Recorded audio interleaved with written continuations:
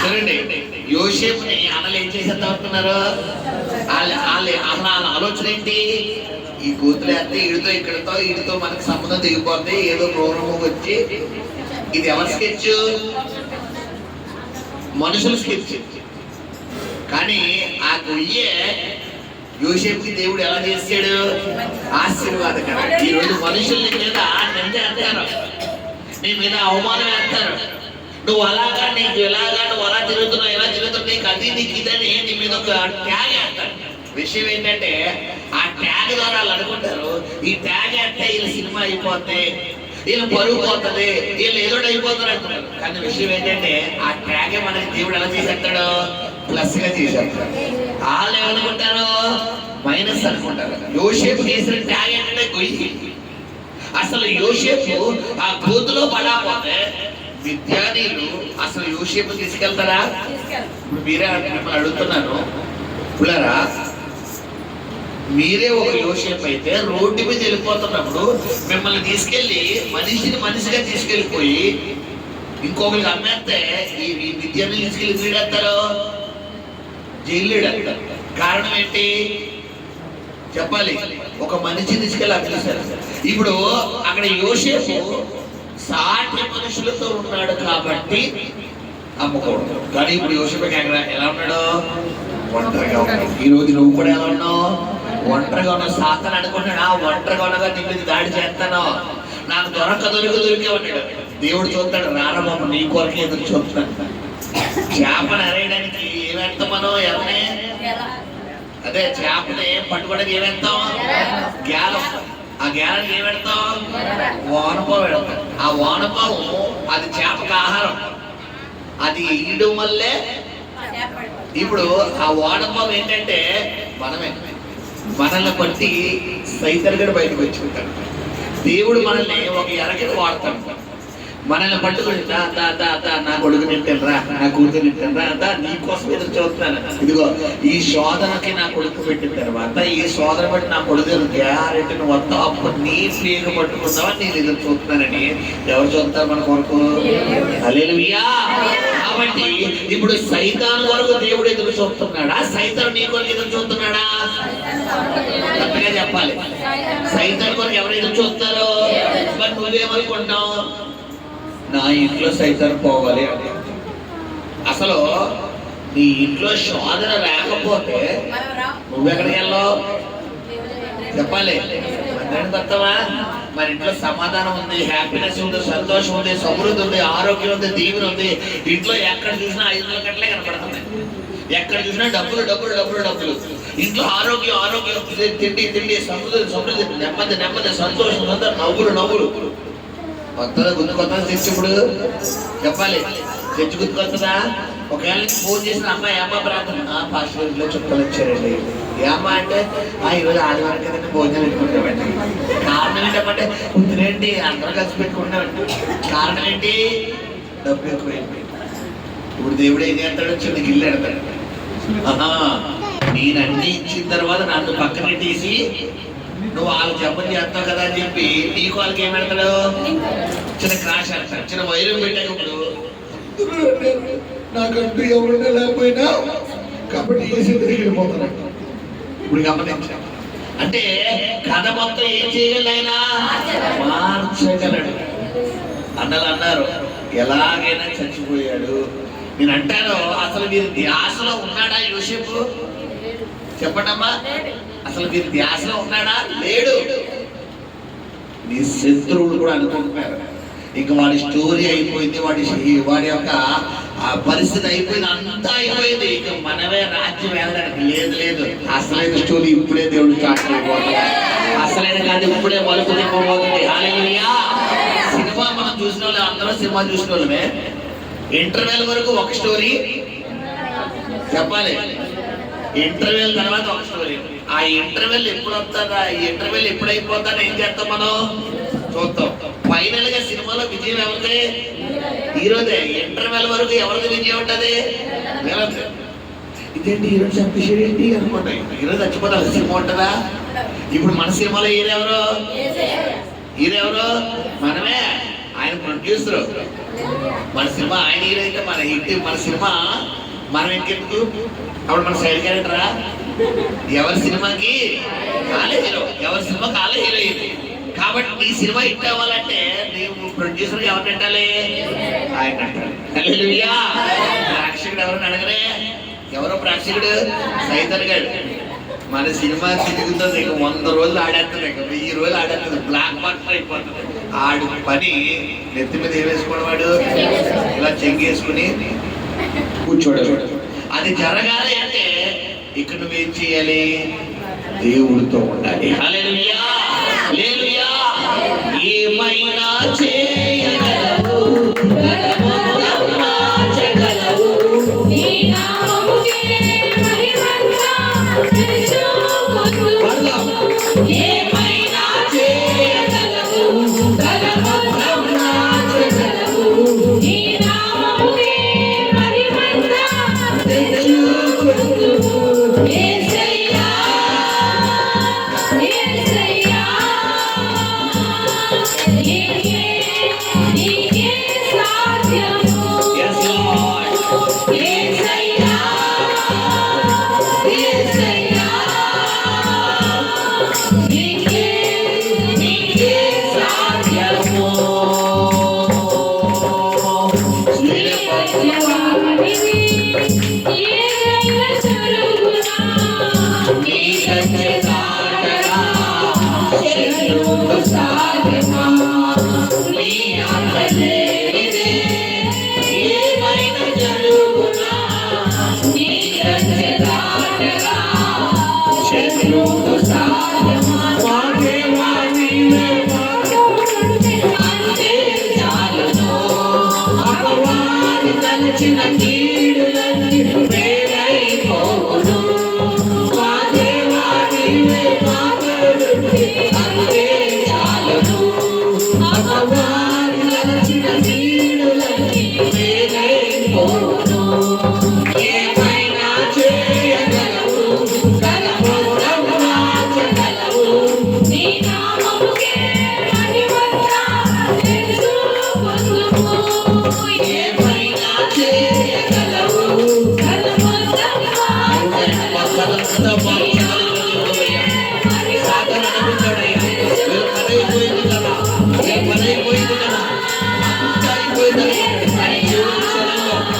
చివరి క్షణంలో అద్భుతం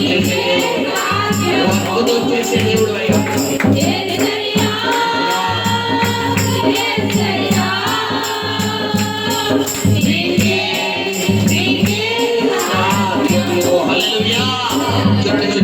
ఉదాహరణలు ఈ పాట పాడుతున్న లోపల పరిశుద్ధాత్మ దేవుడు నిజంగా కథ మార్చే దేవుడే.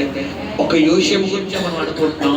పిల్లరా, మనం చూసుకుంటే అబ్రహాం స్టోరీలో ఒకసారి ముందు పెట్టుకున్నాం. ఒకగానొక కుమారుడు దేవుడు ఇచ్చాడు. దేవుడు ఏమడిగాడు అబ్రహాంని? నీ కొడుకును బలించేయమన్నాడు. ఇప్పుడు గమనించండి పిల్లరా, కింద ఆ పని వారితో తీసుకెళ్ళేటప్పుడు ఏమన్నాడు? మేము వెళ్ళి వస్తాము అన్నాడు.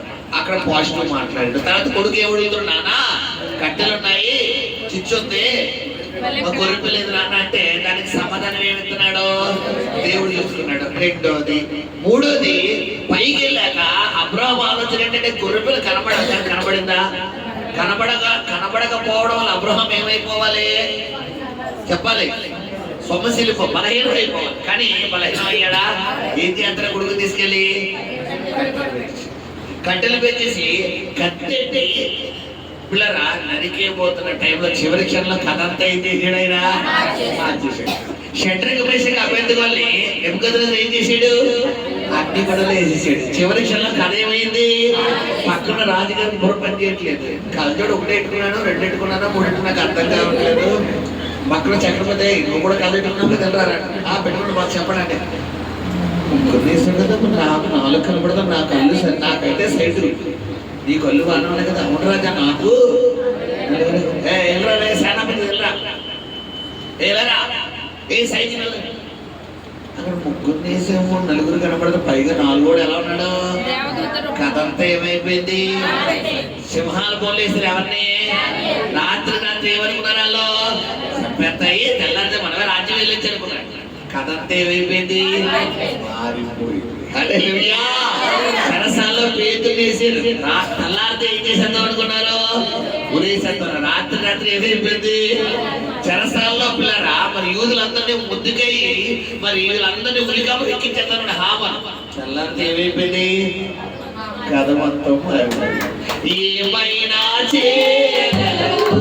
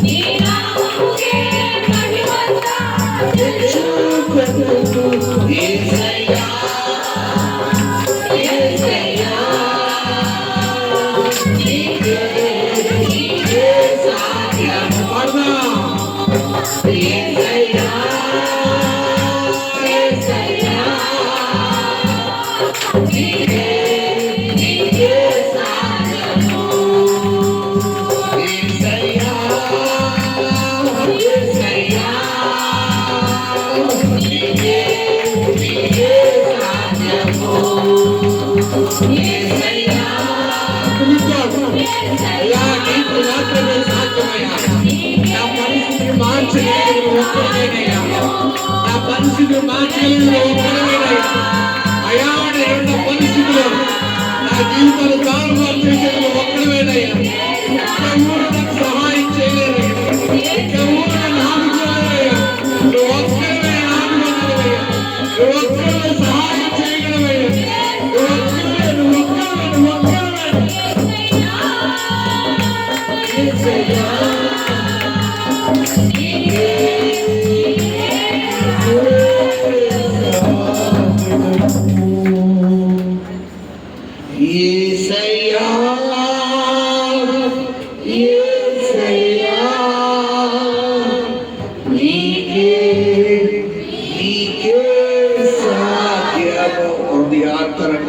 మాట రావాలి. నీ పరిస్థితులను చూస్తూ ఈ మాట పలికితే నీకు దేవుడు వల్ల ఆశీర్వాదం రాదు, అద్భుతం రాదు. నీ పరిస్థితిని కాకుండా దేవుని సింహాసనాన్ని చూసినప్పుడు, నువ్వు నీ దృష్టి దేవుని మీద ఉన్నప్పుడు, అప్పుడు దేవుడు నీ మాట వినగలడు. యేసయ్యా యేసయ్యా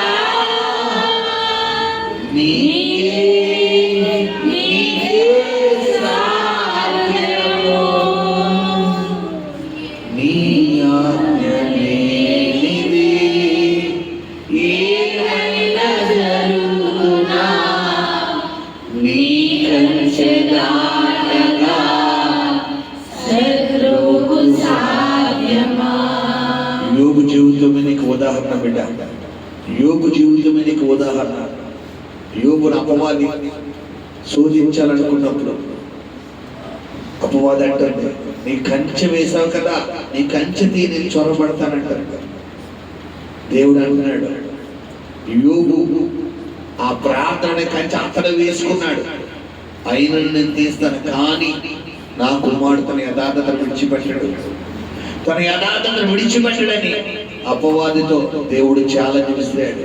ఈ రోజు నీ నిమిత్తం కూడా దేవుడు అపవాదితో ఛాలెంజ్ విసిరాడు. యోబు అయితే ఒకే ఒక మాట అంటున్నాడు, నేను ఏది తీసుకురాలేదు, నేను ఏది తీసుకుపోను, నేను దిగంబరిగా వచ్చాను, నేను దిగంబరిగానే పోతాను. మరి ఈరోజు ఆ మాట అనగలుగుతున్నావా? నీకు ఏదో చిన్న నష్టం జరిగిందని, ఏదో చిన్న కష్టం వచ్చిందని, ఏదో చిన్న రోగం వచ్చిందని, ఏదో చిన్న బాధ కలిగిందని, ఏంటయ్యా నాకు ఇలా చేసావు, ఎందుకయ్యా ఇలా చేసావు, ఎందుకయ్యా ఇలా జరిగిందని నువ్వు అనగలుగుతున్నావు. తద్వారా దేవుడు ఓడిపోతాడు. యోబు దేవుడిని నక్కించాడు. నువ్వు దేవుడిని నక్కిస్తావా? దేవుడిని ఓడిస్తావా? అపవాది ముందు దేవుడిని తలెత్తుకునే వ్యక్తిగా నువ్వు చెయ్యాలి అనుకుంటే ఈరోజు ఎలాంటి శోధనలు వచ్చినా తట్టుకుని నిలబడాలి. బైబిల్ చెప్తుంది, శోధనలో కృంగిన వల్ల చేతకని వాడు అయిపోతాడు. అదే శోధనలో నిలబడితే తప్పకుండా నీ బండి సువర్ణంగా మార్చబడతాడు, నీ జీవితం సువర్ణంగా మార్చబడతాడు. క్రీస్తు మహిమ ముందు ఈ శ్రమలు ఎన్న తగినవి కాదని దేవుడు వాక్యం తెలియపరుస్తున్న రీతిగా ఈరోజు నువ్వు అనుకోవాలి, తప్పకుండా నా దేవుడు నాకు సువర్ణం చేస్తాడు. ఒక రోజు నాకు వస్తుంది, ఇదిగో త్వరలో నా రోజు ఉంది, త్వరలోనే రానయ్యింది. తప్పకుండా ఇప్పుడు ఎంతైతే ఏడుస్తున్నానో, ఎంతైతే బాధపడుతున్నానో, ఎంతైతే కన్నీరు కారుస్తున్నానో, ఎంతైతే నలిగిపోతున్నానో, అంతగా నా దేవుడు నా జీవితాన్ని మార్చబోతున్నాడు. నేను చూస్తున్నాను, నేను పొందుకుంటున్నాను చెప్పగలిగినప్పుడు అపవాది తలదించుకుంటాడు, దేవుడు తలెత్తుకుంటాడు. అలా కాకుండా నాకు వద్దయ్యా ఇక ఈ జీవితం, నాకు ఈ బ్రతుకొద్దు, నాకు ఎందుకు నేను చేసిన ప్రార్థన ఏమైపోతుంది, నేను చెప్పిన నేను విన్న వాక్యం ఏమైపోతుంది, నేను ఇచ్చిన కానుకలు ఏమైపోతున్నాయి, ఎందుకు నాకు ఇలా చేస్తున్నావని ఒకవేళ నువ్వు దేవుడిని అనగలిగితే దేవుడు తలదించుకుంటాడు, అపవాది తలెత్తుకుంటాడు. ఈరోజు ఇద్దరు నీ ముందు నిలబడి ఉన్నారు, దేవుడు అపవాది. యోబు అయితే దేవుడు తలెత్తాడు కాబట్టి యోబు గ్రంథం 42:12 అతను మొదట ఆశీర్వదించబడిన దానికంటే రెండింతల ఆశీర్వాదం దేవుడు ఇచ్చాడు. ఈ రోజు నువ్వు యోబు వలె నిలబడాలనుకుంటున్నావా? యోబు వలె దేవుడి తలని ఎత్తాలనుకుంటున్నావా? అప్పుడు నువ్వు నిర్ణయం తీసుకోవాలి, అయ్యా నీ రోజులు నా నోటితో నేను పలికినయ్యా, ఇక నేను ఎలా పలకను ప్రభు, ఇక నేను ఎలా పలకనయ్యా, నీ కంచె దాటగా శత్రువుకు సాధ్యమా? అయ్యా మా దేవా, నువ్వు మాతో ఉంటే అపవాది తలచిన కీడులన్నీ మేలైపోతాయి. సాతాను అనుకున్నా నీ దగ్గరికి యోసేపుని ఎలాగైనా గోతులో తోసేయాలి, గోతులో తోసేస్తే క్రూర మృగాలు అవుతాయి, యోసేపుని చంపేస్తాయి అనుకుని సాతాను కీడు పన్నాడు. కానీ దేవుడు అది మేలుగా మార్చేశాడు. సాతాను అనుకున్నాడు, షడ్రకు మేషకు అబెద్దుగోని వీళ్ళు భక్తి చేస్తారా, వీళ్ళు తీసుకెళ్ళి అగ్నిగుండంలో వేసేస్తారు, ఇప్పుడు వీళ్ళ భక్తి ఏమవుతుంది అనుకున్నాడు. కానీ ఆ కీడే వాళ్ళకి మేలైపోయింది. షడ్రకు మేషకు అబెద్దుగోలారా, మీరు ఆరాధిస్తున్న దేవుడే మిమ్మల్ని కాపాడాడని, ఏ నోటికైతే ఏ దేవుడు వీరిని రక్షిస్తాడన్నాడో అదే రాజు ఒక శాస్త్రం పుట్టించాడు. ఆ శాస్త్రం ఏంటంటే, వీరి దేవుడు తప్ప మరి ఏ దేవుడు పూజారుడు కాదు, వీరి దేవుడిని తప్ప వేరే ఏ దేవుడిని ఆరాధించిన వాడిని తుత్తునీలుగా చేస్తాను అని రాజు శాస్త్రం పుట్టించాడు. ఈరోజు నీ దేవుడి పేరు నిలబెడతావా, దేవుడి పేరు దించేస్తావా?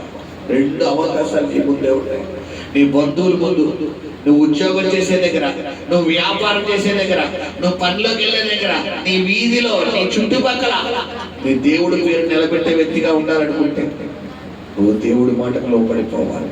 లేదయ్యా నా ఫీలింగ్స్ ఇంకా కంట్రోల్ చేసుకోను, నా శరీర కార్యాలను కంట్రోల్ చేసుకోను, నా నోటి దురుసుదనం కంట్రోల్ చేసుకోను, నాకు నచ్చినట్టుగానే ఉంటారంటావా? దేవుడు తలను దించే వ్యక్తిగా ఉంటావు. తద్వారా నీకు ఆశీర్వాదాలు రాకపోగా సాతాను నీ జీవితంలోకి, నీ ఇంట్లోకి చొరబడతాడు. ఎలాంటి అగ్నిగుండం వచ్చినప్పటికీ కూడా వారు తట్టుకుని నిలబడ్డారు కాబట్టి వారికి విజయం వచ్చింది. ఈరోజు దేవుడు నీతో మాట్లాడుతున్నాడు, బిడ్డ. చివరి క్షణంలో సైతం కథ మార్చగలిగిన దేవుడు మనం ఆరాధిస్తున్నాం. అంతా అయిపోయి, ఏదైతే జరగకూడదు అనుకున్నారో అంతా అయిపోయి,